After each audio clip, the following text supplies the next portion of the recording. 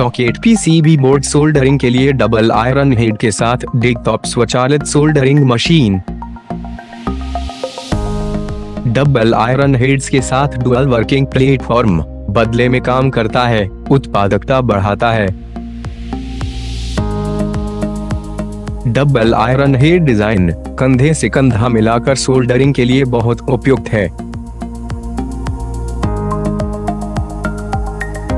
सभी टांका लगाने वाले बिंदुओं के लिए उच्च परिशोधन 10 फीडिंग वर्दी।